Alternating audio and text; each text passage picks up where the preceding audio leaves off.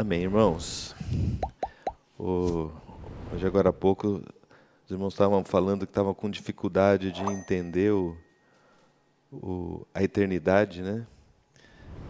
Compreender, enxergar a eternidade. O irmão falou assim, não, poxa, é uma coisa que não tem fim. Eu falei, pior ainda, Manuel. Pior, porque não teve começo. É mais difícil da gente compreender ainda, né? E isso talvez esteja realmente dentro daquilo que nós vamos compartilhar hoje, né? Ver o invisível. Nós precisamos realmente enxergar coisas que os nossos olhos não veem. E isso tem muito a ver com a nossa caminhada, com o nosso andar cristão. Nós precisamos ter uma visão, enxergar algo além dos nossos olhos. Senão nós vamos andar segundo o curso deste mundo. Nós vamos andar segundo as coisas que os nossos olhos veem. E as coisas que os nossos olhos veem, elas vão nos enganar. E nós vamos ou ficar perdidos pelo caminho, ou vamos realmente nos desviar. Por isso, nós precisamos ter uma visão clara do reino de Deus, uma visão clara do propósito de Deus. O que está escondido aos nossos olhos, que nós precisamos enxergar. E perceber que existem muitas coisas que tentam tampar os nossos olhos para que nós não vejamos. Então, por um lado, nós temos um caminho a enxergar o invisível.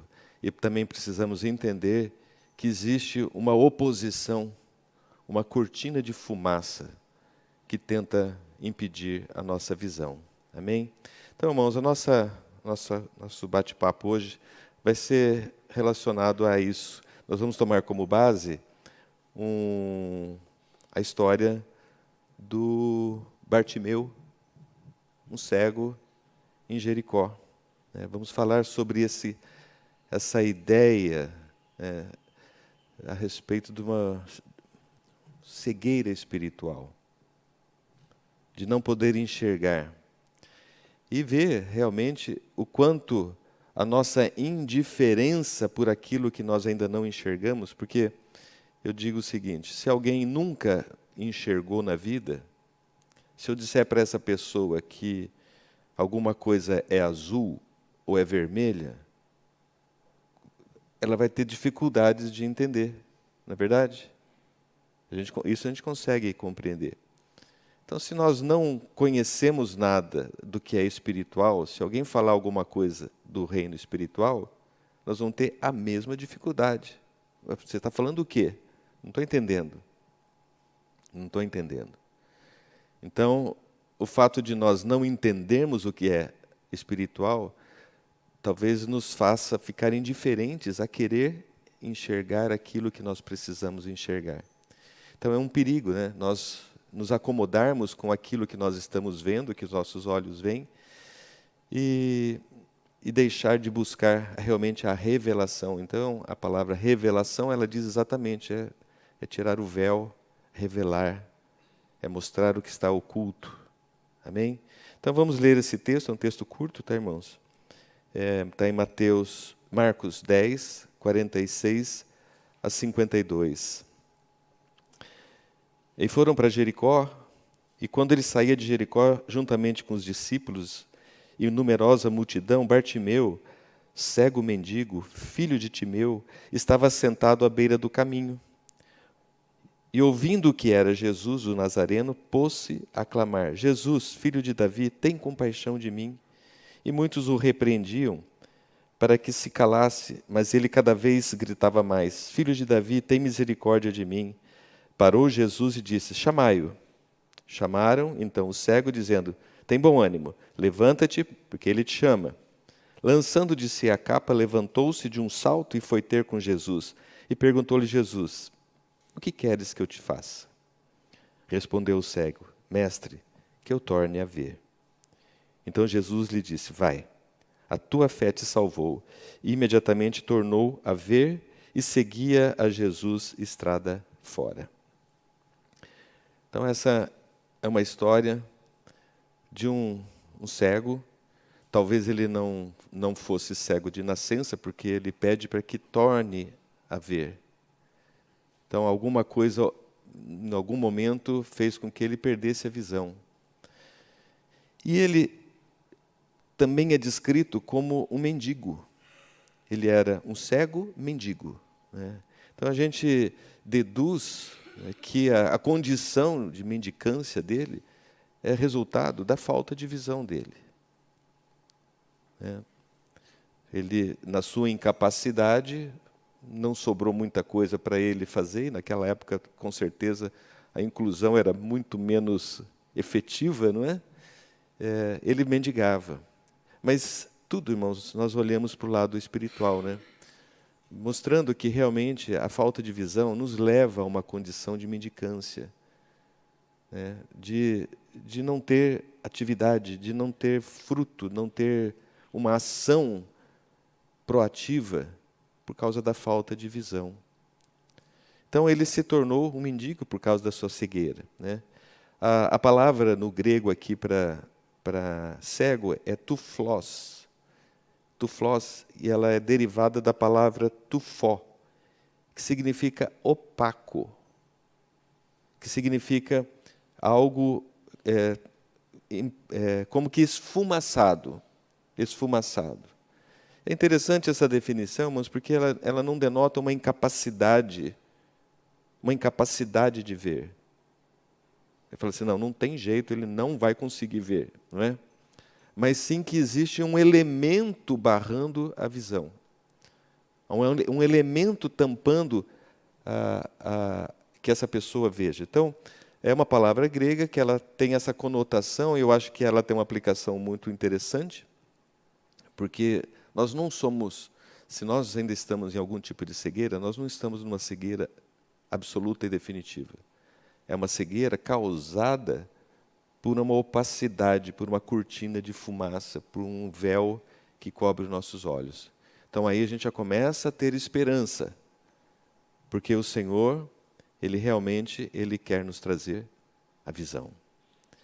Esse cego, ele vivia em Jericó, né? Jericó, nós sabemos, é uma cidade, ela foi amaldiçoada por Josué, né? No ano mais ou menos 1400 antes de Cristo, dizendo que quem edificasse os fundamentos teria a morte do primogênito, e quando colocasse as portas, do seu filho mais novo, ou vice-versa, não me lembro agora a sequência aqui. E isso, de fato, aconteceu no ano 1000, né, com o rei Hiel. Então se cumpriu a profecia de Josué. E era uma cidade amaldiçoada por causa do povo de Israel. E as águas eram amargas e as águas não prestavam, então a cidade realmente ficou numa situação caótica. Na época de Eliseu, nós vemos uma cena onde Eliseu vai para Jericó e purifica as águas de Jericó. E a partir daí, Jericó passa a ser uma região próspera de novo. E até hoje essa região ela é próspera, né? Ela é conhecida como a terra das palmeiras, e hoje lá tem muitas palmeiras de fato, né? Eu quero dizer o seguinte, irmãos, essa cidade passou por muitas coisas. Ela passou por maldição e passou por uma restauração. Então nós vemos também na nossa experiência, né, que, de certa forma, a terra foi amaldiçoada por causa do pecado. Mas o Senhor, né, assim como Eliseu colocou um prato de sal, que sal ele denota justamente a questão da purificação, o Senhor veio também para nos trazer a purificação e a esperança de restauração de todas as coisas. Então você vê até o contexto das coisas que acontecem na Bíblia, elas são lições para nós. O Senhor sempre está olhando para a restauração, irmãos. Sempre está olhando para a cura. Não é normal a cegueira espiritual. Aliás, vocês repararam, né, na Bíblia tem muitos exemplos com pessoas com deficiências. Muitos. É interessante nós repararmos. Falam muito dos cegos, dos surdos, dos mudos, dos coxos. ou pessoas com doenças graves, né? É um registro de sempre, especialmente no Novo Testamento, onde quando o Senhor Jesus vem, Ele vem curando essas pessoas. Porque não era a situação original que o Senhor estabeleceu para nós. O Senhor nos deu olhos para enxergar. Eu vou falar sempre, irmãos, no aspecto espiritual, tá bom? Boca para profetizar, ouvidos para ouvir as coisas que o Senhor está falando. Espiritualmente falando, nós temos que ter todos os sentidos funcionando normalmente. Nós não podemos ter carências.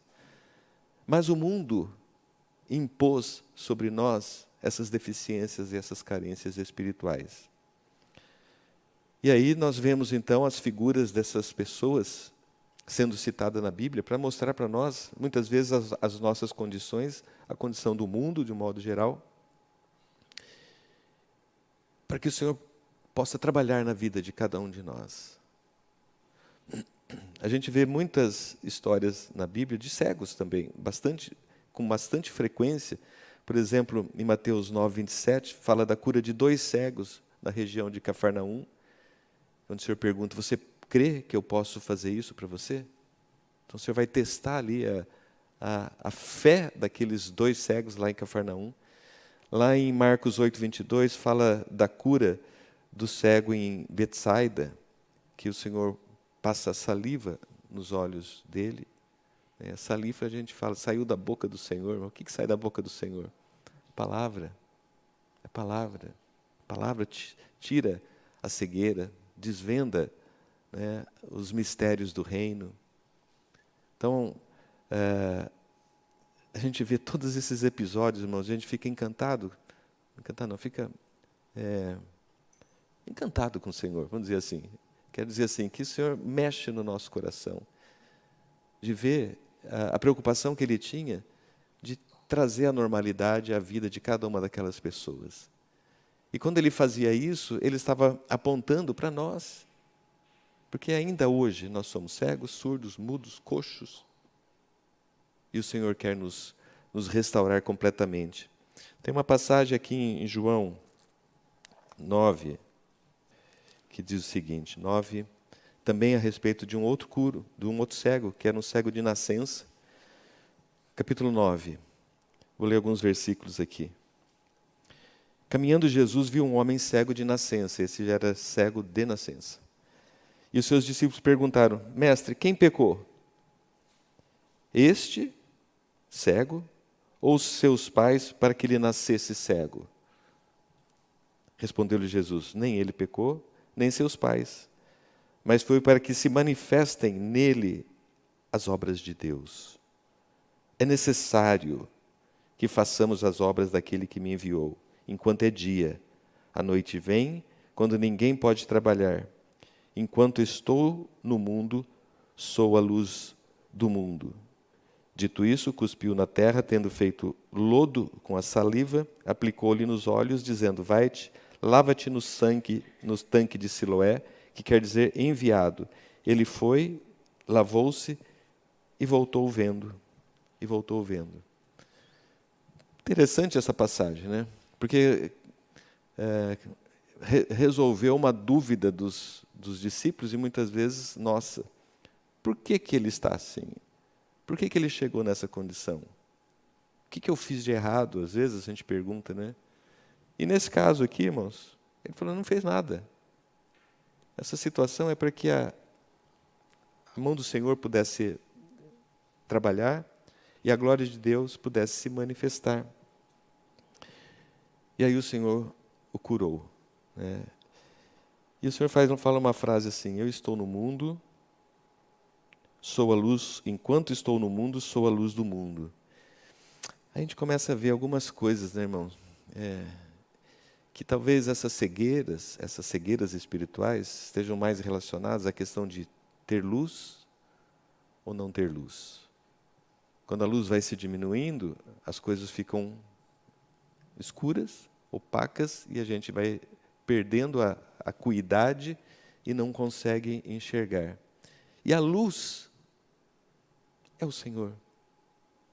Não existe outra luz. Não existe a luz do mundo, a luz que o mundo pode trazer alguma claridade para nós. O Senhor, Ele se torna a luz do mundo, mas o mundo não pode trazer nenhuma luz, porque no mundo é trevas. E a treva é a ausência de luz. Isso é interessante, irmãos. E nesse texto aqui de João 9, se vocês lerem o desenrolar da situação, os fariseus chegam para interpelar o cego. Ele falou: quem fez isso para você? Quem te curou? Te curou no sábado? Como que pode fazer isso?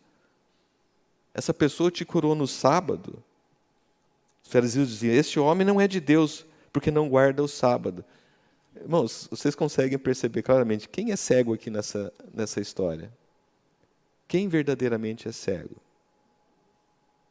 Os fariseus estavam preocupados de estar curando no sábado. E a coisa desenrolou de um jeito, irmãos, que aí eles foram atrás do menino e perguntaram de novo. Falei: eu já falei para vocês quem foi que fez. Mas o que você acha que ele é? Falei: eu acho que ele é profeta, porque ele me curou. Falei: não, ele não pode curar pecador. Eu falei: como assim? Aí foi perguntar para os pais. Falei: ele era cego mesmo? Ele era cego mesmo? Eu falei: eles eram cego. Ele era cego. Então já nem eles estavam nem acreditando mais que o menino era cego até anteriormente. Irmãos, se vocês lerem aqui, eles fizeram uma confusão, colocaram o pai, perguntaram os filhos, voltou para o filho. Ele falou assim, o menino respondeu, no 25, se ele é pecador, eu não sei, porque dizendo que quem curou era pecador, porque curou no sábado. Se ele é pecador, não sei, uma coisa eu sei, eu era cego e agora eu vejo. Só sei de uma coisa, eu era cego e agora eu vejo. E aí a gente consegue ver claramente, irmãos, quem realmente é cego. A insistência que aqueles fariseus, eles batiam nessa tecla para provar que Jesus ele estava fora do padrão. Eles falam assim: nós somos de Moisés, batendo no peito. Nós somos de Moisés. Mas eles não enxergavam nada, irmãos. Nada. E aí depois Jesus ele encontra novamente o jovem que foi curado, e aí ele pergunta: você crês no Filho do Homem? Ele falou assim: quem é, Senhor, para que eu creia? Ele falou assim: já o tens visto? Tem visto. Nunca tinha visto ninguém. Agora ele viu o Salvador. Agora você está vendo. Jesus abriu os olhos dele para que ele visse Jesus. Agora você tem visto. Aí ele falou assim: eu creio, Senhor. E o adorou.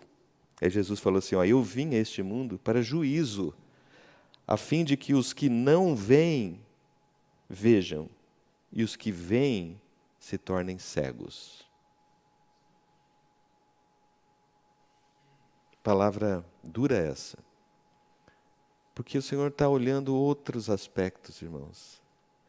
Ele está olhando o coração. Ele está olhando o interior. Aqueles que não veem e querem ver. O Senhor vai nos dar a visão. Mas tem muita gente que acha que vê tudo, que conhece tudo, mas não querem enxergar o Senhor. Então a esses, o Senhor fala assim: vão permanecer na cegueira. Um trechinho aqui um pouquinho antes, no capítulo 8, quando Jesus estava conversando com a mulher adúltera, ele diz assim no 8:12, de novo ele falava a Jesus: eu sou a luz do mundo. Quem me segue não andará nas trevas, pelo contrário, terá a luz da vida. Aqui nós vemos o Senhor dizendo que Ele é a luz do mundo, dizendo que mesmo nas trevas, há uma luz para trazer claridade para o mundo. E nós somos essa luz. Vós sois a luz do mundo.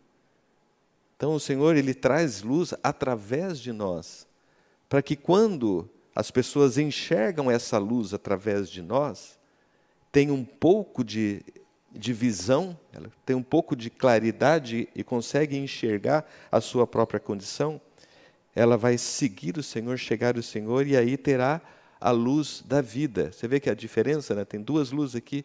A luz do mundo é para iluminar a condição caída do mundo, a situação tenebrosa, e quando nós nos achegamos no Senhor, nós temos a luz da vida.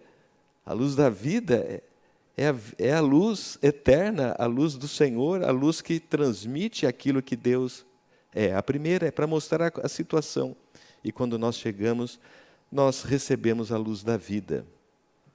Então, quando o Senhor fala nessas figuras de luz e trevas, nós precisamos entender que realmente a cegueira é por falta de luz. E nós precisamos analisar, irmãos, né, a nossa visão, o quão clarificada está, né, o quanto nós temos realmente andado na luz, porque na tua luz nós vemos a luz. Na tua luz nós vemos a luz. Quer dizer, quando o Senhor ilumina o nosso caminho, nós enxergamos a própria luz, que é o próprio Senhor. O Senhor está nos levando, irmão, a caminhar realmente nessa condição de iluminar o nosso próprio caminho para que nós possamos iluminar.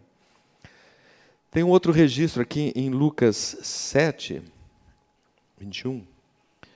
É aquela passagem que João Batista, ele manda os seus discípulos perguntar para Jesus se ele é aquele que havia de vir ou havemos de esperar outro.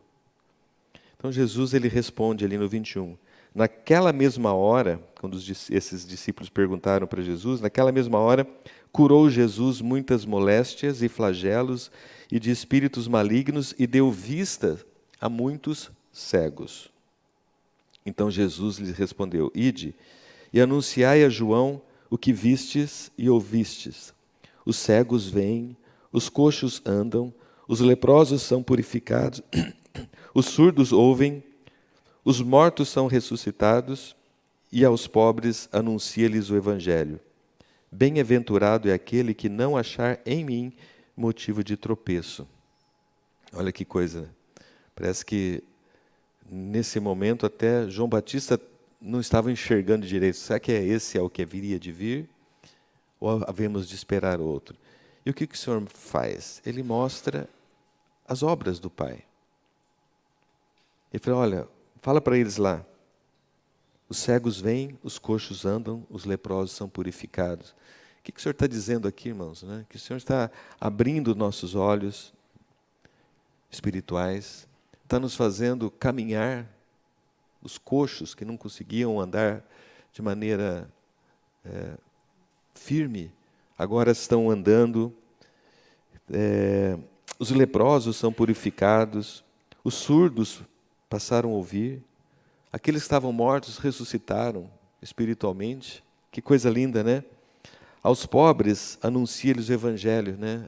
O pobre é aquele que é vazio de si mesmo, é aquele que não é rico de si mesmo, não é orgulhoso, é aquele que consegue se humilhar diante do Senhor. A esses é pregado o Evangelho. Uma condição para que o Evangelho encontre uma boa terra.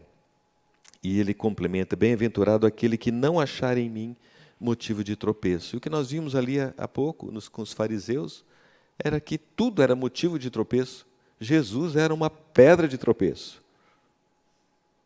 Porque ele ia contra a cabeça deles, o sentimento deles, eles estavam totalmente cegados pela religião. E nós precisamos encontrar esse Senhor. Ele não pode ser pedra de tropeço para nós, irmãos. O conhecer esse Jesus é maravilhoso, é libertador, é curador. Se há alguma necessidade sua aqui, de visão espiritual, de ouvir o Senhor, de purificação, situações de morte na nossa vida espiritual, Ele é a resposta para nós. Então mandou os discípulos de João voltar e falou, fala para ele que está acontecendo isso. No meu coração, eu acho que isso foi suficiente para aplacar a dúvida de João. Sabe por quê, irmãos? João Batista ele conhecia muito bem o Velho Testamento. Ele conhecia todos os profetas, e nós vamos ver mais para frente um pouquinho, que já estava previsto que assim seria. Ele é aquele que veio endireitar o caminho. Ele mesmo foi citado nas Escrituras. Eu acho que isso é opinião minha, tá, irmãos? Eu acho que isso acalmou o coração de João Batista. Tá? Mas o que a gente vê aqui, né, irmãos? Essas curas todas, elas vieram para que as pessoas fossem restauradas, né? Em todos os sentidos, mas no fundo mesmo é que as pessoas pudessem viver a vida de Deus. Ainda assim, quando a gente fala de uma cura, a gente às vezes olha só o aspecto específico da cura, né? Eu estou com um problema, eu oro ao Senhor, o Senhor me cura, fico feliz, né?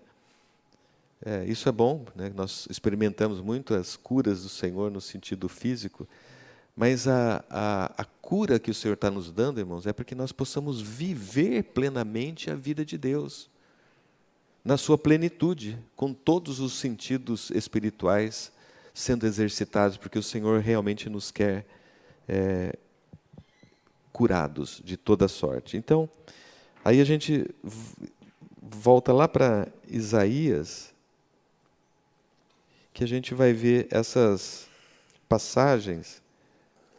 Isaías 42 é um texto profético falando do Senhor. Eis aqui, 42, versículo 1 aqui. Eis aqui o meu servo a quem sustenho, o meu escolhido, a quem minha alma se compraz. Pus sobre ele o meu espírito. Ele promulgará o direito para os gentios. Promulgar o direito, irmão, significa publicar, botar para funcionar os direitos que Deus estendeu para cada um de nós. Ele não clamará, nem gritará, nem fará ouvir a sua voz na praça, mostrando que o Senhor não era um agitador, apesar de que ele se tornou um agitador para os romanos, mas ele não era alguém que se impunha contra o sistema. O sistema se opunha a ele. Mas ele não gritava na praça. Ele não se fazia ouvir. Ele diz que não esmagará a cana quebrada, nem apagará a torcida que fumega. Isso significa, irmãos, esmagar a cana quebrada, a cana que já está tortinha, nós que estamos meio tortinho, o Senhor não vai terminar de quebrar. E nem apagará a torcida que fumega. A torcida é o pavio da lamparina, que quando começa a queimar e fica com o carvãozinho ali, ela começa a fazer pouca luz e muita fumaça. Ele vai dizer assim que ele não apagará a torcida que fumega. O que ele vai fazer? Ele vai pegar o paviozinho, vai puxar para cima, vai cortar o torrãozinho queimado e a luz volta a brilhar. Então o Senhor é muito cuidadoso conosco, irmão. Ele não quer nos destruir, não quer nos acabar. Ele quer nos restaurar. E ainda continua, não desanimará, nem se quebrará até que ponha na terra o direito, e as terras do mar guardarão sua doutrina. Amém. Assim diz o Senhor que criou os céus e os estendeu, formou a terra e a tudo quanto produz, que dá fôlego de vida ao povo que nela está e o espírito que andam nela. Eu, o Senhor, te chamei, falando do Senhor Jesus, te chamei em justiça, tomar-te-ei pela mão e te guardarei e te farei mediador da aliança com o povo e luz para os gentios. Então, certamente João Batista conhecia essa passagem. E continua dizendo, para abrir os olhos dos cegos, para tirares da prisão o cativo do cárcere e os que jazem nas trevas. Eu sou o Senhor, este é o meu nome. A minha glória, pois não a darei ao trem, nem a minha honra às imagens de escultura. Eis que as primeiras predições já se cumpriram, e novas coisas vos anuncio antes que sucedam, eu vou-las farei ouvir. Então, novas coisas é o Evangelho. Então, nessa passagem, nós vemos que o Senhor já foi dito que Ele viria. Mas o que acontece, irmãos? Quem realmente enxergou o Senhor? Os judeus tiveram dificuldades. Os fariseus, mais ainda. João Batista ficou com dúvidas. E nós? Enxergamos esse Senhor que veio para trazer o direito, para promulgar o direito dos gentios, para abrir os olhos, para libertar das mãos do inimigo? A função do Senhor, a razão da vinda do Senhor é essa, irmãos. Entende? Ele veio para nos libertar do inimigo, trazer visão, para que nós possamos vê-lo como Ele é, compreender e trazer as boas novas para essa terra. Irmãos, aqui está o resumo da vontade de Deus. Nós não precisamos inventar mais nada. Nós não precisamos criar qualquer outro tipo de doutrina. O Senhor veio para abrir os olhos das pessoas, para que elas vejam a luz, se aproximem da luz, sejam libertas do cativeiro e possam andar na luz e sejam curadas. Foi para isso que o Senhor veio. E essa é a boa nova. E ela vai continuar valendo, irmãos, até a volta do Senhor. Nós vivemos hoje esse momento de transmitir essa glória do Senhor. Então, irmãos, a gente olha para as nossas vidas e a gente fala, Senhor, eu preciso de revelação. Eu preciso, talvez eu não me ache um cego espiritualmente, mas talvez a gente também não esteja vendo claramente tudo que o Senhor tem para mostrar. Porque eu tenho certeza, irmãos, que à medida que nós vamos enxergando aquilo que o Senhor tem preparado para nós, a nossa posição com relação ao Senhor vai se tornando cada vez mais absoluta. Porque nós deixamos de ter dúvidas e nós temos convicção, tá? Nós vamos falar um pouquinho disso ainda aqui, tá bom? Em Mateus 13, os discípulos perguntam para Jesus, falam, Senhor, por que você nos fala por parábolas? Interessante, né? O Senhor sempre usou as parábolas para falar aos discípulos ou para as multidões, especialmente para as multidões. Depois o Senhor chamava os discípulos à parte e algumas delas ele explicava literalmente. Interessante. Ele responde, né? Porque para vocês foi dado conhecer os mistérios do reino dos céus, mas àqueles outros não é concedido. Então o Senhor era genial, sabe? Porque ele falava de um jeito que para aqueles a quem ele se revelava fazia todo sentido. E para aqueles que não tinham um coração disposto, não entendi nada. Ou faz qualquer outro tipo de aplicação. Mas ele falava por parábola, porque vendo eles não veem e ouvindo ouvindo não ouvem nem entendem, falando a respeito daquelas pessoas que tinham um coração duro, né? E aí ele completa dizendo, de sorte que nele se cumpre a profecia de Isaías. Então Isaías já estava falando sobre isso também, que dizia assim, ouvireis com os ouvidos e de nenhum modo entendereis. Verei com os olhos e de nenhum modo percebeis. E aí ele diz o porquê das coisas. Porque o coração desse povo está endurecido. Então o Senhor falava a mesma coisa para uma multidão assim. Alguns já vinham com o coração endurecido. A gente vê pela história, né, que no meio das multidões sempre tinha lá um fariseu, por exemplo, que questionava o Senhor para colocar ele contra a parede e fazer tropeçar. Então, ele já chegava com o coração endurecido, mas muitos vinham suplicando ao Senhor: Senhor, salva-nos. Senhor, tem misericórdia de mim. Reconhecendo que tu és Filho de Deus, Filho de Davi, como disse o Bartimeu. Então, esse povo de coração endurecido, de mau grado, ouviram com os ouvidos e fecharam os olhos, para não suceder que com os olhos ouçam, e com os ouvidos ouçam, e entendam com o coração e se convertam e sejam curados. Mas o Senhor fala: bem-aventurado vocês, tá? Porque os vossos olhos veem, os vossos ouvidos, e os vossos ouvidos porque ouvem. Pois em verdade vos digo que muitos profetas e justos desejaram ver o que vedes e não viram, e ouvir o que ouvis e não ouviram. Então nós somos privilegiados, irmãos, quando nós ouvimos uma palavra do Senhor, nós entendemos e abre-se os nossos olhos e conseguimos enxergar algo além daquilo que está à nossa volta, no mundo físico ou no mundo, no máximo, dos nossos sentimentos. Mas nos traz visão espiritual. Somos bem-aventurados porque nós conseguimos enxergar todas essas coisas. Então nós precisamos ter atenção, irmãos. Atenção. Atenção, porque essa cegueira espiritual, ela pode estar em muitos lugares. Muitos lugares. Se vocês, como nós vimos já nessa passagem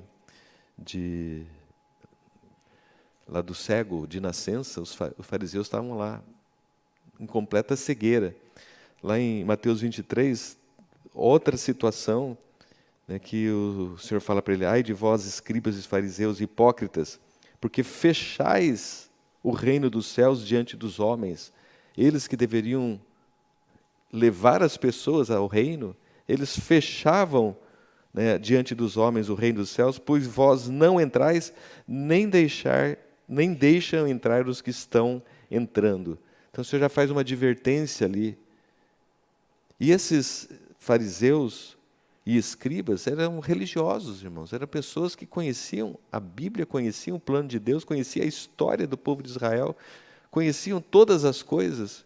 E eles se tornaram um empecilho para que as pessoas se chegassem. Ele fala 1, 2, 3, 4, 5 vezes: guias de cegos, insensatos e cegos, cegos, guias de cegos, fariseu cego.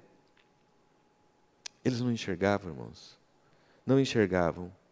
E uma advertência final: ai de vós, escribas e fariseus hipócritas, pois sois semelhantes a sepulcros caiados, que por fora se mostram belos, mas interiormente estão cheios de ossos mortos e de toda imundícia. Irmãos, que situação, né? É uma cegueira espiritual religiosa. Parece que está certo, parece que é bom, mas não está enxergando a essência daquilo que Jesus veio fazer. Isso é um risco, por isso nós precisamos tomar muito cuidado de nós não nos deixarmos levar por situações onde as nossas tradições sejam maiores do que a vida do Senhor Jesus. Amém? Também devemos tomar cuidado, irmãos, com a cegueira da soberba. Ela nos cega.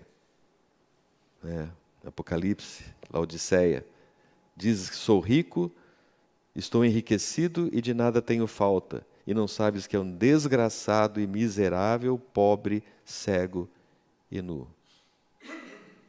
Acha que está bom, acha que sabe tudo, acha que já chegou, no topo da galáxia. Você não sabe que você é pobre, cego e nu. É muito, muito sério isso, irmãos. Isso ele está falando para a igreja em Laodiceia. É muito sério isso. Nós cairmos nessa condição. Aconselho-te que de mim compres ouro provado com fogo. Ouro é o Senhor. Provado com fogo significa que já passou pela purificação, não tem mais impurezas. Então é o Senhor totalmente puro para nós. né, e para que te enriqueça, e roupas brancas para que te vistas, né, a justiça do Senhor como a nossa veste, e não apareça a tua vergonha da tua nudez, e unge os teus olhos com colírio para que vejas, né? É ungir nossos olhos, que o Espírito possa abrir nossos olhos para que possamos enxergar todas as coisas. E também, depois, irmãos, a questão da nossa falta de visão do mundo espiritual. Então, você vê, nós falamos da parte religiosa, falamos da soberba que diz para nós, mas também existe um universo que nós não enxergamos. E nós sabemos que existe, né?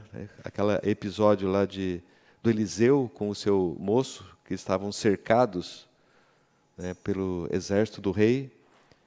Diz que o rei enviou cavalos, carros e um grande exército, os quais chegaram à noite e cercaram a cidade. E o servo do homem de Deus se levantou muito cedo e saiu, e eis que um exército tinha cercado a cidade com cavalos e carros. Então seu servo lhe disse: Ai, Senhor, o que faremos? Estamos cercados.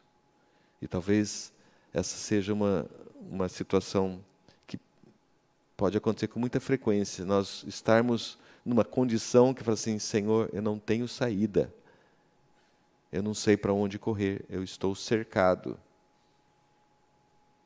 Não é? Não acontece eventualmente? Aquela sensação de que não tem para onde escapar. Aí o Senhor disse: não temas, o Eliseu, não temas, porque mais são os que estão conosco do que estão com eles. E orou Eliseu e disse: Senhor, peço-te que lhe abra os olhos, para que veja.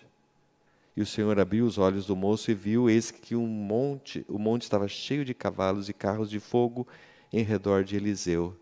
Então, irmãos, nós não conseguimos enxergar, e talvez nós não vamos realmente enxergar essa realidade espiritual na nossa vida humana. Eventualmente, o Senhor pode até nos dar a graça de enxergar alguma coisa assim, mas não é o normal. Mas nós devemos saber que existe esse mundo espiritual, as potestades também.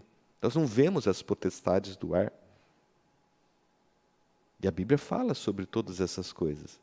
E como a gente não vê, a gente não dá o devido valor ou a devida compreensão. Mas nós temos que ter ciência e pedir que realmente o Senhor abra os nossos olhos espirituais para que a gente possa enxergar.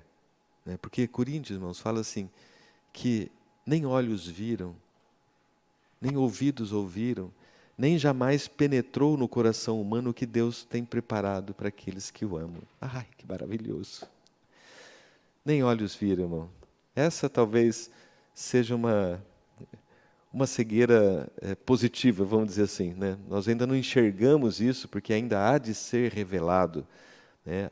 O Senhor ainda vai ser revelado. Então ainda vai ter um momento em que realmente essas realidades espirituais elas vão ser totalmente desvendadas, né?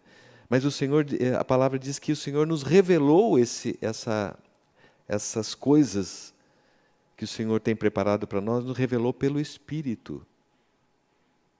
Então nós não precisamos, de certa forma, esperar pela revelação final, verdadeira e real do reino dos céus. Mas o Senhor tem revelado essas coisas no nosso espírito. Porque o Espírito de Deus, ele perscruta até as profundezas de Deus. O Espírito de Deus, ele conhece tudo. Ele sabe de tudo.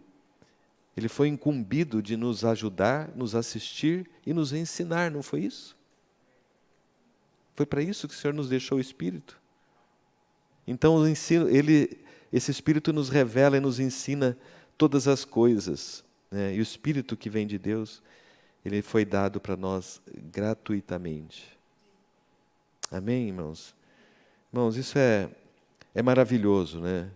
Então, nós aprendemos com o agir do Espírito, né, a caminhar por lugares que os nossos olhos naturais não veem. E é isso que o Senhor está nos chamando. Ele diz assim que o homem natural ele não aceita as coisas do Espírito de Deus, o homem natural. Porque são loucuras e não pode entendê-las porque essas coisas se discernem espiritualmente. Porém, o homem espiritual, nós somos, seres espirituais em Cristo Jesus. No que diz respeito ao Espírito de Deus, nós o temos. Então somos homens e mulheres espirituais. Julgam todas as coisas, mas Ele mesmo não é julgado por ninguém. Pois quem conheceu a mente do Senhor que o possa instruir? Nós, porém, temos a mente de Cristo. Irmãos, então isso é um consolo para nós. Nós sabemos que nós podemos buscar diante do Senhor, por meio do Seu Espírito, que Ele nos revele cada situação que está à nossa volta. E essas situações todas, irmãos, elas vão acontecer diariamente na nossa vida. E é um caminho que nós estamos caminhando, pela qual nós estamos trilhando. E a Bíblia nos ensina, irmãos, que a fé é o elemento que vai abrir a chave da nossa visão espiritual. A maioria dos casos onde o Senhor cura os cegos, o Senhor diz: a tua fé te salvou. A tua fé te salvou. Então, tinha algum elemento do homem ali? A fé. Apesar de que a própria fé vem do próprio Senhor, mas quando nós usamos a fé que vem do Senhor, é um mistério também, irmão. Nós usamos essa fé, o portal se abre, a gente consegue enxergar. Porque a fé é a certeza das coisas que se esperam e a convicção de fatos que nós não vemos. Não é assim que diz? Convicção dos fatos. Nós estudávamos antigamente essa palavra, né? Essa palavra, na raiz, significa que é a substantificação das coisas que não se veem. A fé é a substantificação. Essa palavra nós não temos no português, mas ela significa que se torna real as coisas que nós não vemos. Por isso que a gente fala que o mundo veio existir, né? O universo foi formado pela palavra de Deus, de maneira que o visível veio a existir das coisas que não se veem. Isso é substantificação. Pela palavra de Deus, o mundo veio a existir. Pela fé, o mundo espiritual é substantificado na nossa vida. Nós enxergamos, ele se torna real, irmãos. E quando se torna real, irmãos, não é mais uma historinha que contaram para nós. Não é uma historinha, é real. E nós tomamos posse dessa realidade. Deus é real. Cristo é real. O Espírito Santo é real. O reino de Deus é real para nós. A obra redentora de Jesus é real para nós, irmãos. A manifestação do reino eterno vai ser real, mas já é real, porque o reino já chegou para nós. É real, nós tomamos posse porque nós enxergamos isso, irmãos. Nós enxergamos isso. E ninguém tira isso de nós, irmãos. Ninguém tira. E nós olhamos isso com os olhos da fé. Por isso nós precisamos cuidar do nosso coração, irmãos. Cuidar da nossa fé. Precisamos estar sempre alimentando, fortalecendo, estando juntos, né? O Paulo ora uma vez lá para os Efésios, né? Que ele ouviu da fé dos Efésios, e por isso ele orava pelos santos, né? Para que fossem iluminados os olhos dos corações deles. Olha que frase bonita, né? Iluminados os olhos do vosso coração. Olhos do coração. Nosso coração tem olhos, irmãos. Eles são iluminados. Então, voltando novamente, questão de treva e luz. Quando a luz do Senhor vem, nós somos iluminados e nós enxergamos. Amém? Iluminados para saber qual a esperança do seu chamamento, qual a riqueza da glória da sua herança nos santos. Oh, que maravilha! Qual a suprema grandeza do seu poder. Suprema grandeza, irmão. Grandeza já é bastante. Suprema grandeza. É redundante aqui ainda. Suprema grandeza do seu poder para com os que cremos. Oh, Jesus. E depois, no final, irmãos, ele diz assim, que pôs todas as coisas debaixo dos pés do nosso Senhor. E para que ele seja o cabeça sobre todas as coisas, ele deu a igreja, que é o seu corpo, a plenitude daquele que enche, tudo enche em todas as coisas. Os irmãos conseguem enxergar, irmãos, a beleza da obra de Deus? Aquilo que Ele está nos chamando, nos atraindo, Ele está nos iluminando para que a gente veja realmente a esperança de toda a sua obra ser concretizada, ser completada. O Senhor está nos chamando, irmãos. É um chamado espiritual.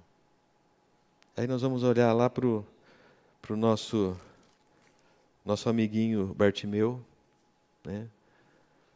Bartimeu, ouvindo que era Jesus, porque ele não via, mas ele ouviu, a palavra vem pela pregação do Evangelho.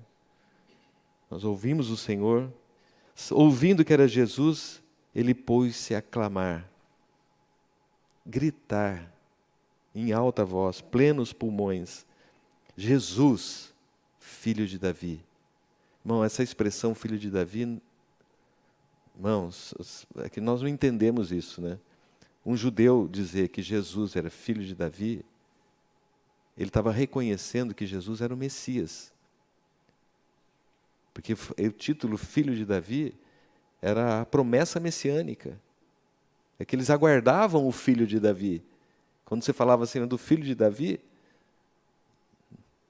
eles estavam falando do Messias. Jesus, filho de Davi, tem compaixão de mim. E aí todos repreendiam para que se calasse. Então nós vemos, irmão, que realmente o mundo quer nos calar, quer nos sufocar, quer nos deixar na multidão. E ele cada vez gritava mais, filho de Davi, tem misericórdia de mim. E essa é a nossa oração, irmãos. Senhor, tem misericórdia de nós. Tem misericórdia de nós. Nós estamos numa angústia e nós precisamos clamar ao nosso Senhor. Aí Jesus parou e disse, vem, vem. O Senhor parou e nos chamou. Há um chamamento para cada um de nós quando nós clamamos ao Senhor, irmãos.